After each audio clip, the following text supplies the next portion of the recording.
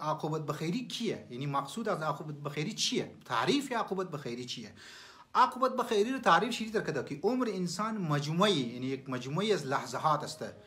1 منت، 2 منت، 3 منت، 1 سال، 2 سال، 3 سال و یکی از او لحظه ها و یکی از او لحظه زندگی انسان وقتی مرگ است. وقتی مرگ، یعنی انسان که قد مرگ کی نزدیک شد، ایم مگه که امو لحظه زندگی انسان است. بسیار زیاد تاکید شده منی علما و منی روایات منی قرآن که د امزی آخرین لحظه عمر که یکی از لحظات بسیار مهم زندگی انسان است. اینجا انسان ایمان خور باید کامل بیله، اینجا انسان باید ایمان خور باید محفوظ بیله، اینجا باید انسان کوشش کنه که از این دنیا با ایمان بره. بسیاری از افرادها در آخرین عمر خو از دنیا به ایمان رفته عزیزانی من، برادرانی من.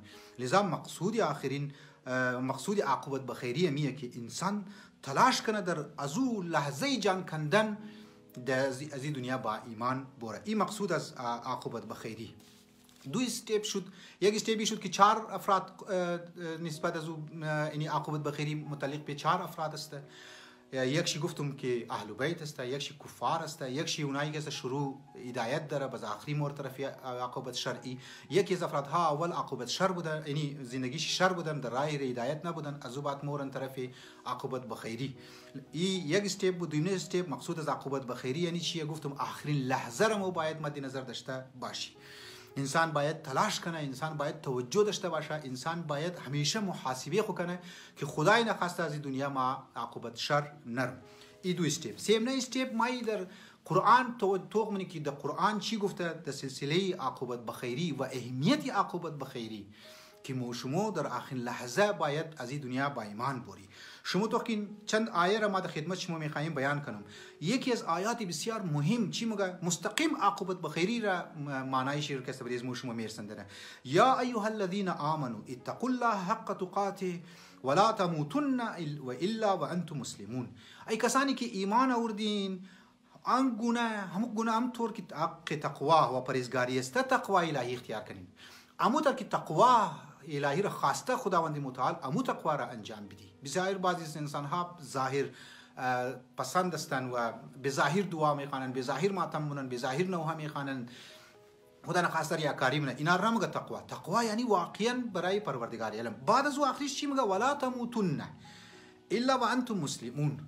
اگر میخوای عاقبت بخیر شونی الا وانتم مسلمون، در حالی که تو باید مسلمان از دنیا بری، در حالی که تو باید با ایمان از دنیا بری. قرآن در میگه ای کسانی که ایمان آوردین تقوا را اختیار کنین، پرهیزگاری را انتخاب کنین و از دنیا نرین مگر ای که مسلمان باشین.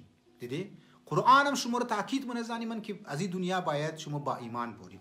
مسلمون یعنی مسلمان نه فقط، یعنی با ایمان.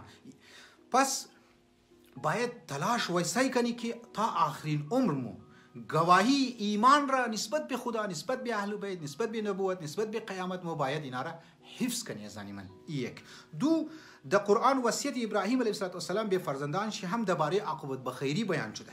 اونجا وقتی مومن گرنی حضرت ابراهیم علیه السلام را فرزندان خمیر میگم کارهایی را انجام بدین که از این دنیا عاقبت بخیر برین، از این دنیا با ایمان برین، از این دنیا ایمان و ددیس چی مو باید باشه. یعنی قرآن حضرت ابراهیم علیه السلام فرزندان خور ای وصیت رمونه. باز یک جای دیگه که آیت دیگه است که درخواست راسخون به عاقبت بخیری، اونهایی که صاحبان علم هستند، اونهایی که واقعا علما هستند، اونها هم ما چی کار نمیشه مدوار در نماز میخوانی الراسخون فی العلم آمنا به. اونهایی که راسخین به علم هستند چی میگه؟ ربنا لا تزغ قلوبنا بعد اذ هدیتنا وهب لنا من لدنک رحمه.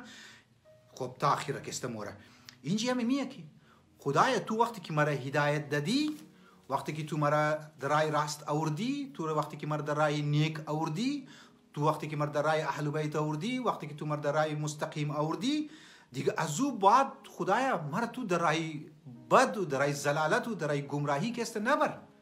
ما همونطور گفتم بسیاری از افراد در کویته بودن، در راه راست بودن، در یورپ رفتن، در مختلف استرالیا جایش رفتن، در شهرهایش رفتن، میگنی که نام رنگارنگی دنیا شیر تبدیل کردن و واقعا چی کارهایی که نمونن، چی کارهایی که نمونن. شراب اینا بعضیایش میکنن خدای نخواسته تو خدای نکرده، و زنا بعضی هر کس انسان میشنوه و نسبت به زن خود که است چی کارهای زشتی انجام میده یا زنها نسبت به شوهر خود چی کارهای زشتی انجام میده. لذا شما تو که دمنیزی آیه که مگر راسخون فی العلم آمنا به ربنا لا تزغ قلوبنا بعد إذ هديتنا چند نکته ما باید توجه داشته باشی. راسخان علم با آن عظمت که مواظب روحی از خود خواسته، مواظب روحی از خود خواسته و روحی از خود خود میخواه همیشه محفوظ بیله، اینا مگر ربنا لا تزغ قلوبنا، اینها در اون مگه در یک نکته در خط قرار گرفتن و هدایت شدن مهم هسته. این آیت مور نشون میده که انسان باید در رمز خط پټری هدایت همیشه باید باشه. اونهایی که علما بودن، اونهایی که راسخین فی العلم بودن، اینها چیکار نه؟ اینها مگه ما باید در رمز راسخین فی العلم باید باشی. از من برادرانی من در راه راست ما باید باشی. خدای نکردن نباشه که ما کارهای دینی را انجام دادم، ما کارهای اسلامی را انجام دادم، ما نمازها ما خواندم، در آخر لمحه ما به ایمان برم. الراسخون فی العلم همیشه ما دعا بخوانی ربنا لا تزغ قلوبنا بعد إذ هديتنا وهب لنا من لدنك رحمة انك انت الوهاب. خدای تو وهاب هستی، تو متوجه هستی، تو توجه داری، مرا باید دستهای از مرا باید بگیری. این دو. خب سیمنا می چی میگم؟ از خطر سوء عاقبت روح و دل نباید غافل شد. باور کنید، ما پیشنهاد دفعه در خدمت عزیزان گفتم یک لحظه و یک ریزه گناه انسان را از خط مستقیم اله مبره، یک ریزه گناه از انسان را از خط هدایت یک لبه کست مبره، از بین مبره انسان را. عزیزانی من برادرانی من، لذا در منیزی آیت میگه که باید تو از دل خو از روح خو باید غافل باید نباشی. همیشه باید از خدا باید مدد بخوای، همیشه باید از خدا مدد بخوای، همیشه از پروردگار باید مدد بخوای. ما پیشنهاد دفعه گفتم اللهم لا تکلنی الی نفسی طرفة عین ابدا. خدای تو مرد یک لحظه هم دست خود از ما واگذار نکو که ما برباد میشم، ما تباه میشم، ما از بین مورم. استاد علی، ما پیشنهاد دفعه خدمت عزیزان گفتم، استاد علی میگه انسان باز اوقات در یک گناه عاقبت خود دست خو میده. بلام ابن باورا ما داستان چی گفتم، عمر صادر ما داستان چی گفتم. خب انسان باید توجه کنه. خب وقتی که راسخان در علم از عاقبت به خیری ترس دارن و این دعا از پروردگار عالم میخواه، تکلیف از ما چیه؟ تکلیف عوام چی میشه؟ تکلیف مردم چی میشه؟ اونهایی که در رأس کارهای مذهبی یعنی علما قرار داره و بزرگار ما توغمونی، اونها وقتی دعا رو میخواه، عزیزانی من برادرانی من، پس واقعا واویلای دیگه ما چیکار شونم؟ عاقبت از ما چیکار شونه؟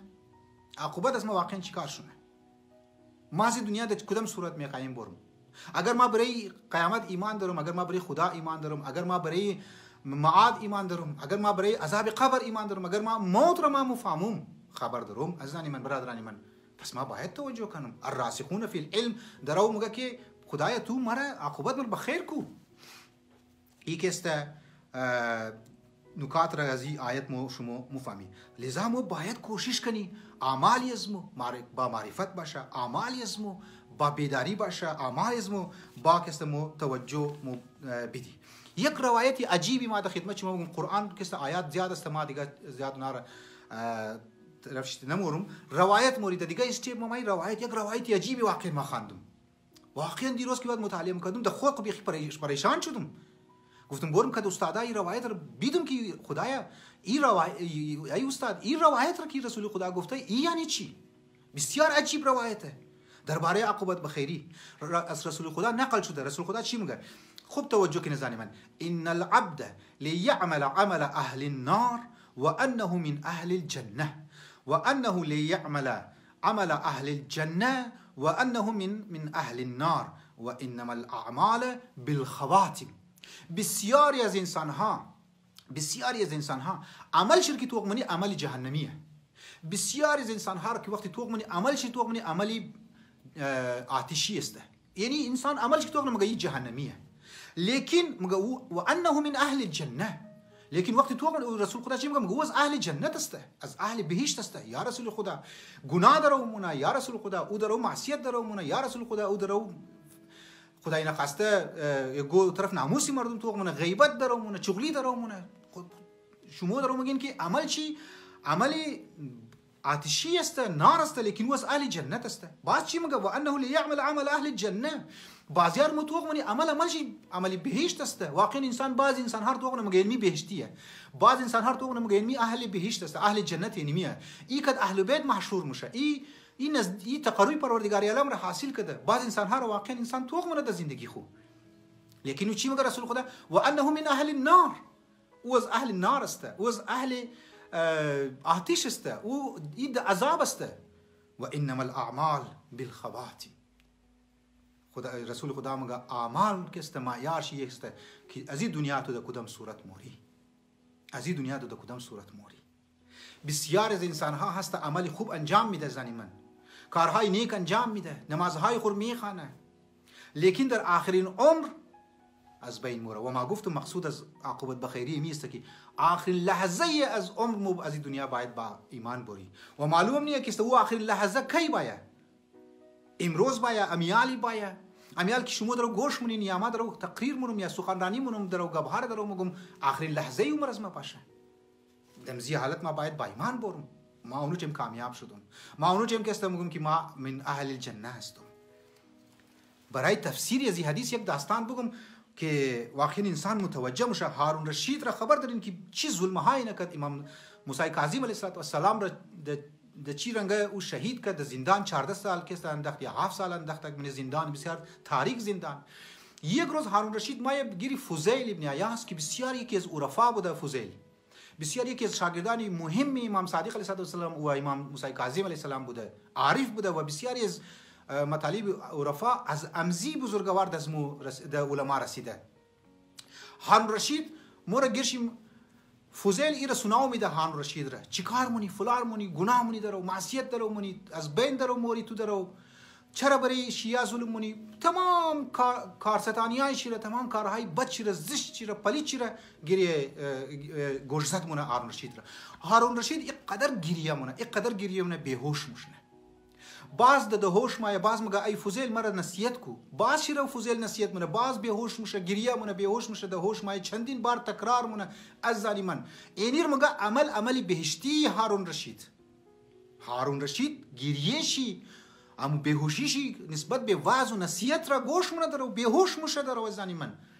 لیکن شما دیدین این مگه عمل مطابق هذه حدیث رسول خدا این مگه عمل بهشتی انجام داد. لیکن امی هارون رشید عاقبت بخیر نشد، عاقبت شر شد و منی جهنم است امروز. لذا معیار مو شما ایر تو کنی که مو اعمال از مو تسلسل باید داشته باشه، منیش دائمی باشه، باید تاخیر باید مو همو رو حفظ کنی. نمیشه که ما یک عمل را انجام بدم، عمل بهشتی انجام بدم لیکن ما از اهل جهنم باشم. هارون رشید بهشتی عمل انجام داد نزد فوزیل، لیکن از آن من واقعا در منی جهنم امروز. عاقبت خور بخیر نکد. واقعا خدا دستهای از ما شما را بگیره که از دنیا با کفر و الحاد مو نری. دعا کنی اللهم اجعل عواقب امورنا خیرا. نگرانی علی علیه السلام را بیا یک داستان دیگه در خدمت شما بگم. نگرانی علی علیه السلام در سلسله امزی زندگیش که انسان تو منه بسیار نگران بود نسبت به عاقبت بخیری خو. هرچند که از دنیا او عاقبت بخیری رفت، او گروه اول است که از اولی عمر تا آخر عمر معصومین علیهم السلام که گفتم عاقبت بخیره، لیکن بعضم نگرانیشی برای از موشمور درو گرزت مونه، موشمور درو درس میده. وقتی در ماه شعبان رسول خدا خطبه شعبانی را درو میخانه، در آخرین لمحاتش، در آخرین جملات خطبه شعبانی که رسول خدا میرسه گریه مونه، شدید گریه مونه. امام علی علیه السلام پرسانه یا رسول خدا چرا گریه مونه شدید؟ مگه که دمی ماه مبارک رمضان است که تو در مسجد و در محراب تو به شهادت میرسندنه، یک شقی ترین انسان تو را به شهادت میرسندنه. امام علی نمگه که او کی است، نامش چیه، فلان است، چرا، چی وقت، فلان. خالی ما چی مگه امام علی علیه السلام فقلت یا رسول الله و ذلك فی سلامت فی دینی.